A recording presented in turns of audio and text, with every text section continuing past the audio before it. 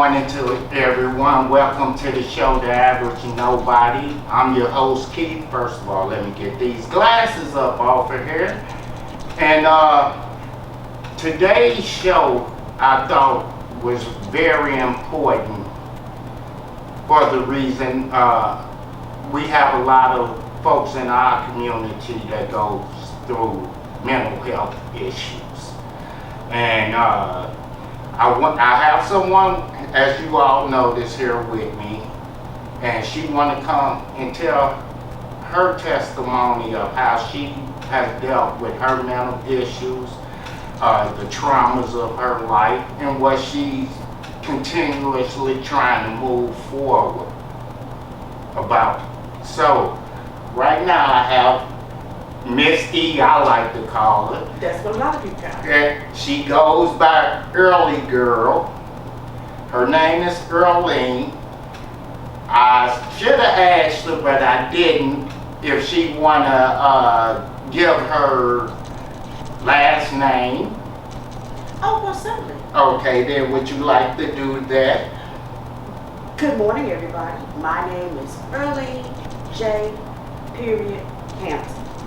Okay, so we have Earlene Hampton here with us, and she reached out to me because, again, she wanted to talk about her battles with mental health. So, Earlene, I guess How did I find out I was crazy? What was the turn of events that led to that? Oh Lord, y'all got to understand, serious. Y'all got don't think y'all finna get somebody that's, now y'all can take, you see, okay. There you go. You see, I don't even know the words to say after that. Would you all? But it's all good, because we vibe. Right, exactly. So and one thing for disclaimer purposes, we are not providing no medical information or anything like that, or suggesting medical or anything to anyone. Look for your own, your professional, doctor, psychiatrist, that's all. We just here she want to share her testimony, her story, okay? So let's put that disclaimer in there. We're not giving medical advice in no way, shape, or form. So again, Earlene, how did you go crazy or get crazy? It's, now that I look back on it, it's been a process.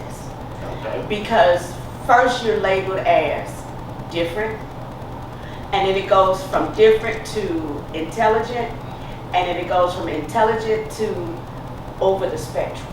Okay. So my life didn't change until after my adoptive mother died.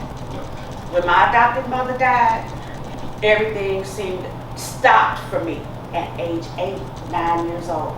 Okay. And it's been a struggle my entire life. I'm 56, and at 56, I've been leading my life as a little adult. The things that I thought were important were about life, that my people would look at me like, girl, you catch a grip. You could not be for real. Because that is not about life. But it was for me, because I was going through an 8-year-old person. So that's why I wanted my fingernails done all the time. That's why I was buying my clothes. That's why I eat pizza rolls and things of that nature. Because I never got a chance to fully let that little girl be a little girl. Okay. Now let me ask you, at 8 years old, what transpired? What happened? What incident? That, like you say, I understand the death of your adoptive mother, and at 8 years old, I'm sure that was she was very important to you. But after her passing, You know, what happened that, well, you said everything Change. changed? The next day, after my adopted mother had been married, molestation started for me. I was introduced right then and there to sex at 8 years old. And it was from a family member. And because of that, again, we're from don't tell what go on in your house. Right. Even if it don't feel right, you still don't tell. Exactly. You don't sell that person out. And that's a generational curse that we kind of need to put a stop to, because these hidden secrets in these families, when it shows up, baby, it shows up like a mug. I was able to find my birth mother through Ancestry DNA. Okay. And once I located my birth mother, then I began to understand more of what my family history was. Okay. All of us are on the spectrum for autism. All of us are the same height. All of us suffer from some degree of bipolar. So all of my past traumas that I've had are now compiled into, you've had bipolar too, and you didn't even have it taken care of in advance. Because I thought it was just depression. Mm-hmm. And depression is not just, I don't feel like doing anything today. Depression is, stop the world, I want to get off.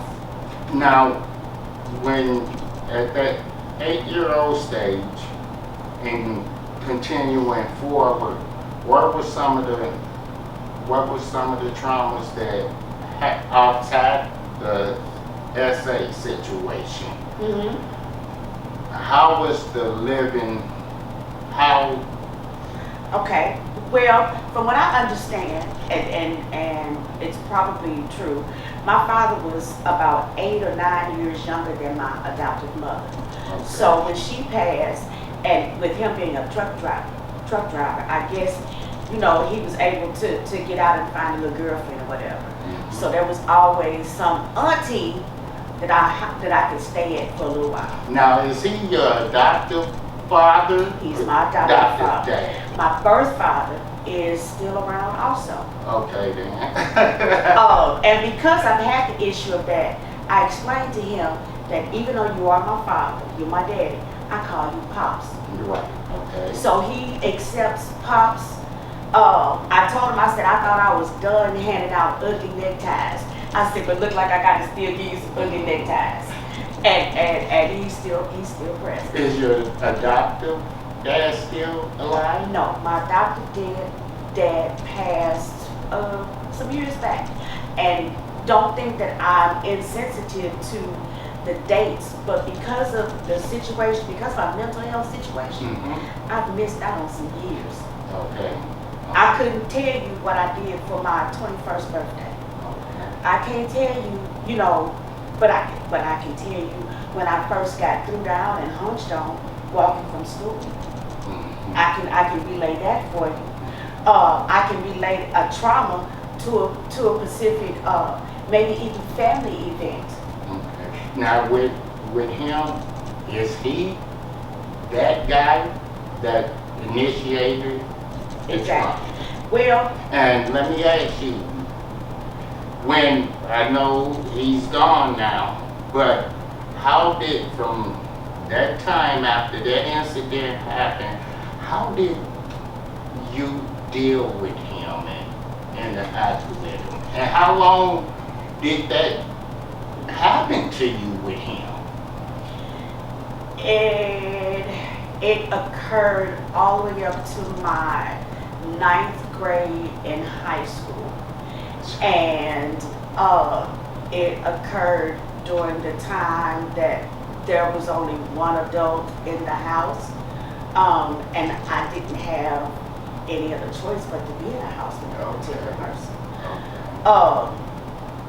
And a person that's been groomed you and got you in that way, they find ways to further entice you into something and make it feel like this is something that you're asking for. Right. If you want some lunch money, you want some extra money, then this is what I need you to do. Movies like Precious, I saw one time, and I'll never have to see that movie again. But I felt the same way when I seen The Passion of the Christ. When I saw that, that movie resonated with me so tough I didn't even need to see it again. Because it was real. You know, when he woke up in that glorified body, that's real. Everybody may not agree, but there's somebody somewhere, each of us reports to a higher power. And I'm thankful for my higher power, because if not, I'd be sitting somewhere dribbling. So mental illness has a face.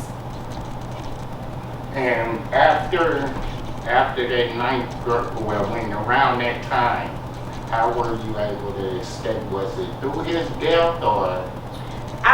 What saved me was one of my good friends who started allowing me to go home with her after certain functions. And because I was allowed to be with her at certain functions, that eliminated that time that I would have spent alone with him. Okay. So I am thankful to her to this day. Do you want to say her name or not? I'm sure that if she decides to watch this, she'll know who she is. And these incidents may or may not be based upon true events that have actually occurred. so these people may or may not actually exist, just to CYA. Okay. Oh, just to CYA. I got you. But this, and then again, I'm not sure. I believe that as I was going through that, I was crying out the entire time for somebody to help me. Did you, between that time of when, you know, that 8-year period, and you getting that opportunity to start getting away from there, did you reach out to any adults that you knew that? Didn't know. What happens in your house stays in your house. What happens in your house? And I know you said it was another adult in the house. But these would be times that the other adult would be outside the house. Outside the house. So even to this day, because I still really don't know whatever it is that started, that I don't know what it was that made this particular person a pedophile. You're right. I don't understand what an 8, 9, 10-year-old child can turn on a grown man. You're right. I don't understand that. Truly. But at the same time, on the flip side of that person was my hero. Okay. So it's almost like being in a relationship with a drug addict. And I say that because the drug addict has one name, and let's just say Jack. Right. And if I'm talking to you, Keith, about Jack, you hearing everything that I say.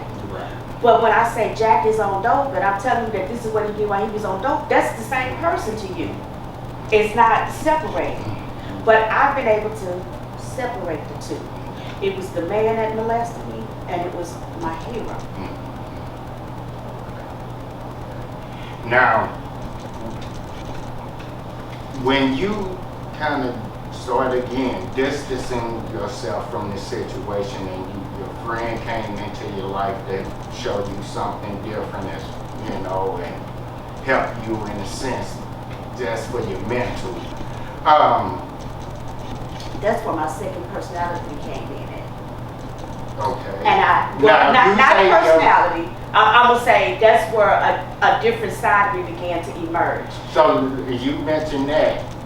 How many sides have you been diagnosed with? So far, we've identified 4 different, I forget what they call it in therapy, but it's all a part of yourselves. There's 3 different parts. There's clearly that traumatized 8, 9-year-old little girl. And then for me, there's Earlene, who is, hey, how y'all doing? That tries to get along with everybody. And then there's Earl. And Earl is the one that's not for the BS. So depending upon how I'm treated determines which person you get. But Earlene was cultivated through my being at my friend's house. Because I got to play in the makeup. I got to act like what nothing going on at 5715 Ohio Avenue. And that's where I was able to be a young adult at that time. And I'm thankful to that. Also in the ninth grade, I became pregnant, had a miscarriage. And I think that scared me Okay. a whole lot. You know, it bagged off a whole bunch. A lot of y'all might have heard it a different kind of way. But this is not history. This is not herstory. This is my story. Exactly. This is what happened to me. So as you view this and you think back to this time, what were you doing that you didn't see that I was crying out? And I was in different adult presences the entire time. Looking back on this, because this is something that we'll dive into a little later about my birth mother, but in later years, I found out that my seventh grade teacher, my favorite teacher, was best friends with my biological mother. And I believe that had that teacher not taken me home and seen that I was in a ranch-style two-car garage homesteading, had she not seen that I had a mother and a father and a clean grass, she assumed everything was okay. I wonder if I would have said to her, I'm being molested, if she would have done what she needed to do to get me away from that and into my mother, or even if my mother was prepared for me at that particular time. Because when I was in the seventh grade, my sister was in the fifth grade. Okay, now did you all knew each other? That is the wildest part And- of all of the story. And that there, you all knew each other, Yes. but you all didn't know the connection. Didn't know the connection. I felt drawn to her because we were the same height, for one. We had the same hairy legs, Okay. so we got teased. We also had breasts. Okay. So, you know, I know for a fact that I was pinched and tweezed and thrown down and hunched and all those kinds of things. And I kind of had assumed that maybe she might have experienced that also.